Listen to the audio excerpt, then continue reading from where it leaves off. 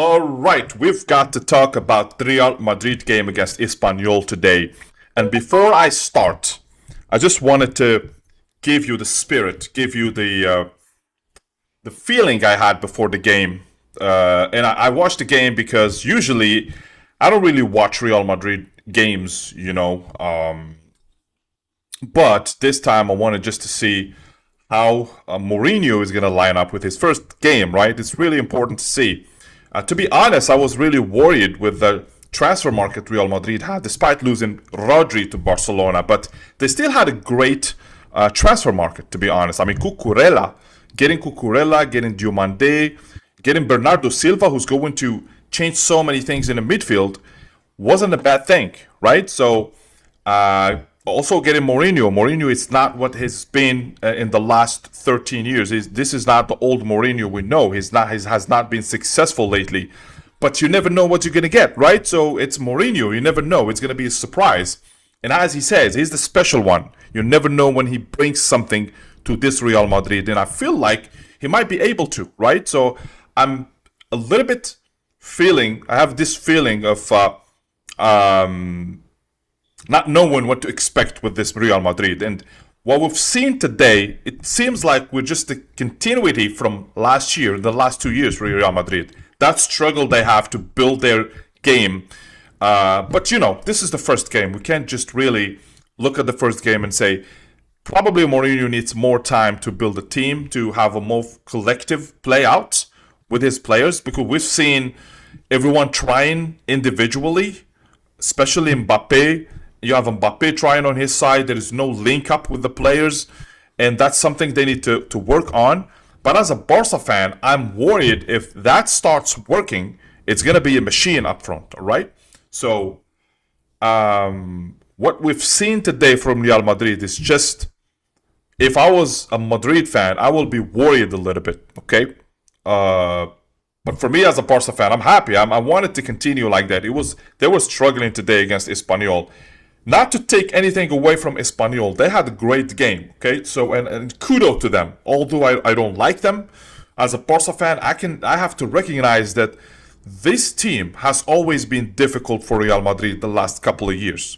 Okay, they won against them last year. They gave them hard time, and that's what we want. That's what we want from a team like that. All right, if you play equally against Barcelona and Real Madrid. Okay.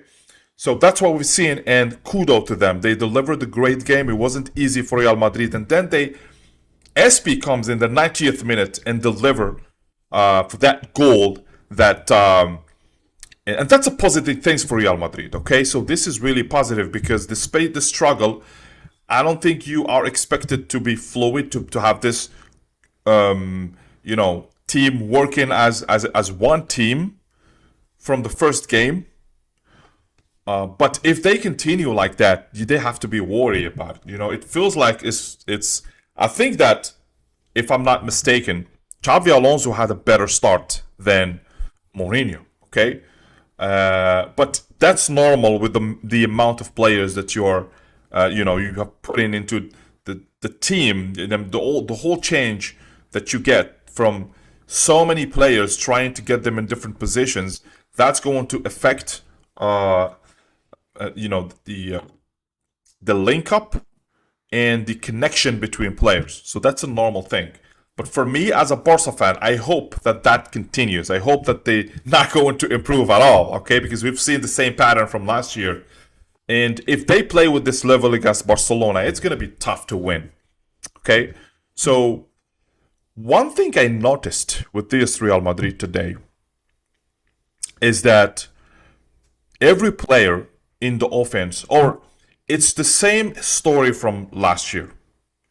The attack is way heavier than the midfield. The midfield has no weight with this attack.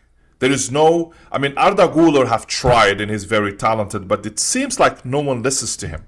It seems that he has no authority. And Bellingham is a different player. I don't see him as a midfielder. I see him as a number 9.5, maybe a 10. But he is inside the box. He's not a player who's going to try to control the tempo or just make the last pass. He's the player who wants to score. He's always inside the box. So really, they still miss this player. And I thought that this player would be Bernardo Silva, but Bernardo Silva was completely absent from the game. And I think that his role with Arda Güler is going to be tough. I think that Mourinho has to make a choice whether he plays with Arda or with Bernardo Silva. And in my opinion, that's going to be a controversial opinion. If I'm Mourinho, the next game, I'm not going to start Arda. I'm going to start Bernardo Silva with Diomande. Okay?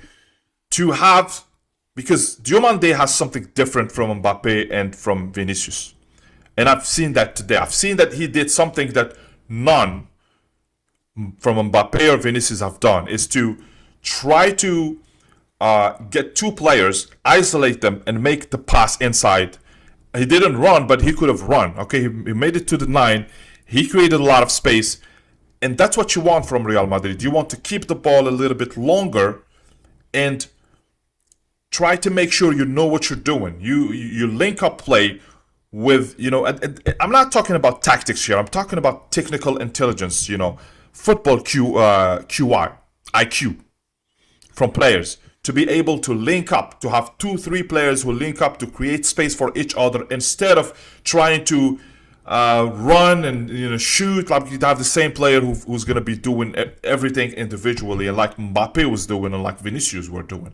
So if Real Madrid can make sure they link up play together and create space for each other and know where to run, if they can work on that offensively, I think they're going to resolve a lot of issues and they are going to be a real threat for Barcelona. Of course, as a Barca fan, I don't want him to do that. I want him to continue playing individually and hope so that they're going to do that the whole season. Okay? So tell me what you think below and please subscribe to the channel.